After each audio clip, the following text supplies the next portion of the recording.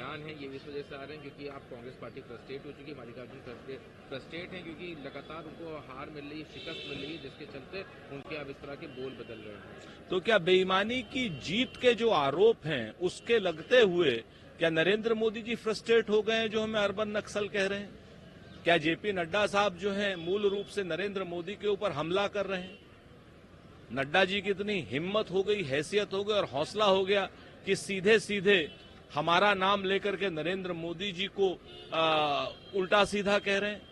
ये भारतीय जनता पार्टी में एक नए संघर्ष की तैयारी तो नहीं है।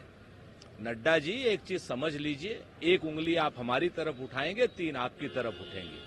आप में हिम्मत हो, हैसियत हो आपकी और आप में अगर हौसला हो तो नरेंद्र मोदी जी को कहिए, बाकी फिर अनावश्यक टीका टिप्पणी अपने आप बंद हो जाएंगी।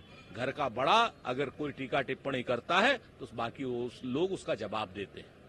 बाबा सिद्दीकी हत्या का चौबंद है और ये बहुत बड़ी दुखद घटना है।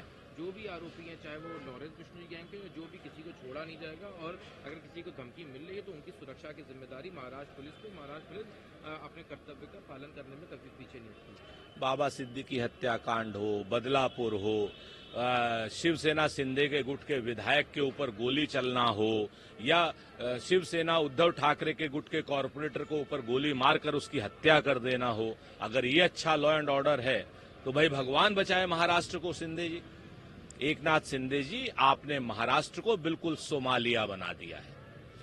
जो चाह रहा है, जहां चाह रहा है और जैसे चाह रहा है गोली चला दे रहा है। आपकी अनैतिक सरकार है।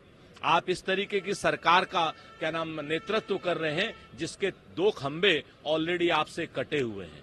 आप अपनी कुर्सी को बचाने में लगे हुए हैं क्योंकि कुर्सी में 2 पाए नहीं है।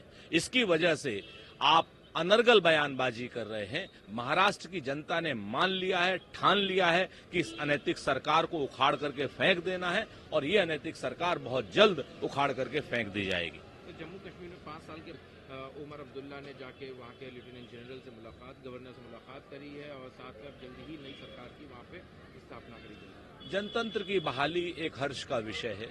इंडिया गठबंधन की सरकार बन रही है, दूसरे हर्ष का विषय है। हम लोग उसको स्टेटहुड लेकर के आएंगे, ये हमारी जिम्मेवारी है।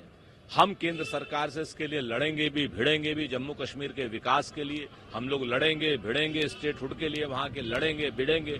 वहां के बच्चों को रोजगार देने के लिए, वहां शांति स्थापित करने के लिए लड़ेंगे, भिड़ेंगे। जम्मू कश्मीर के लिए एक बहुत बड़ा दिन है कि 11 साल बाद वहां पर चुनाव हुए और एक इंडिया गठबंधन की लोकप्रिय सरकार का गठन होने जा रहा है। इसके लिए वहां की जनता को और इंडिया गठबंधन को बधाई। काफी सवाल है। अपने विभाग के बारे में बयान देते हुए कहा कि कांग्रेस के शासनकाल में ये माइनॉरिटी अफेयर्स मिनिस्ट्री नहीं बल्कि मुस्लिम अफेयर्स मिनिस्ट्री थी और जो बाकी की 5 कम्युनिटी थी उनका ध्यान नहीं दिया जाता था। खाली एक पर्टिकुलर कम्युनिटी के लिए स्कीम्स लाई जाती थी, उनका ध्यान दिया जाता था। फिजूल की बकवास बयानबाजी करना भारतीय जनता पार्टी के नेताओं का शगल हो गया है। पूर्वोत्तर राज्य से किरण रिजिजू आते हैं। माइनॉरिटी में एक बार मुझे ध्यान है 2012-13 में 1900 करोड़ रुपए का फंड था जिसमें लगभग 1700 करोड़ रुपए जो है पूर्वोत्तर राज्यों को गए थे। तो वहां पर कहां पर मुस्लिम आबादी रहती है? थोड़ा पढ़ लिख करके आया करें। आपकी संगत खराब हो गई है किरण रिजिजू साहब, चूंकि नरेंद्र मोदी जी की जुमलेबाजी की संगत है, अमित शाह जी की जुमलेबाजी की संगत है और पूरी भारतीय जनता पार्टी झूल छल कपट प्रपंच की राजनीति करती है। तो आप भी उसी राजनीति में पड़ गए हैं। जुमलेबाजी की जगह अगर आप अपने आंख के चश्मे का नंबर ठीक करके पढ़ाई करते तो इस तरीके की फिजूल बयानबाजी नहीं करते।